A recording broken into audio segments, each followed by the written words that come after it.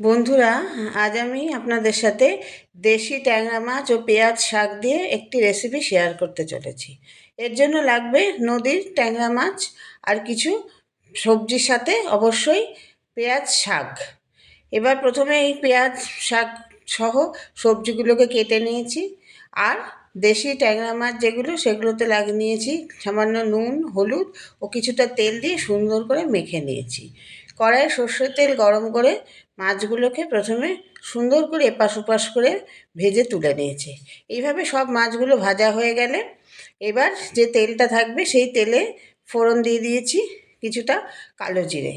ফোড়নটা একটু ভাজা ভাজা হলে প্রথমে পেঁয়াজ শাকের নিচে যে ছোট পেঁয়াজগুলো ছিল সেই পেঁয়াজটা কুচো করে আর 2-3 কোয়া রসুন থেতো করে সেটা একটু ভেজে নিয়েছি। তারপরে দিয়ে দিয়েছি সবজিগুলো। এখানে আমি নিয়েছি শিম, মূলো, বেগুন। সব সবজিগুলো লম্বা লম্বা করে কেটেছি। সবজিগুলো ভাজা হতে হতে এর মধ্যে দিয়ে দিয়েছি বেশ কিছুটা কাঁচা লঙ্কা। কাঁচা লঙ্কাটা ঝালের জন্য অবশ্যই, আর তার সাথে দিয়ে দিয়েছি নুন আর হলুদ। এবার এই সমস্ত কিছু দিয়ে সবজিগুলোকে ভালোভাবে ভাজা ভাজা করতে করতে এরপরে দিয়ে দেব পেঁয়াজ পাতাগুলো। পেঁয়াজ পাতাগুলো দিয়েও বেশ কিছুটা নাড়াচাড়া করে নিয়ে তারপরে দিয়ে দিতে হবে একটা টমেটো কেটে। এখানে আমি টমেটোর বীজগুলো ব্যবহার করিনি। এইভাবে টমেটো দিয়েও বেশ কিছুক্ষণ নাড়াচাড়া করতে করতে তারপরে এর মধ্যে ব্যবহার করেছি অল্প একটু জিরের গুঁড়ো, খুবই সামান্য।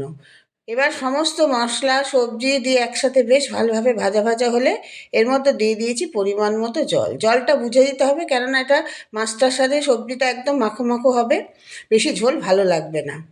এবার ঝোলটা ফুটে উঠলে এর মধ্যে দিয়ে দিতে হবে মাছগুলো।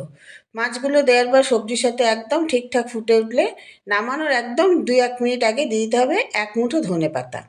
ধনেপাতা দেওয়ার পর গ্যাসটা অফ করে এবার 2-3 মিনিট রেখে একদম সুন্দর করে মিলিয়ে মিশিয়ে নিতে হবে। এমনভাবে রান্না করতে হবে যাতে মাছগুলোও গোটা গোটা থাকে আর সবজিগুলোও গলে না যায়, একদম ঠিকঠাক সেদ্ধ হয়। এবার এটা গরম ভাতের সাথে ইচ্ছা মতো সাজিয়ে পরিবেশন করুন। ভালো লেগে থাকলে অবশ্যই লাইক, শেয়ার ও সাবস্ক্রাইব করা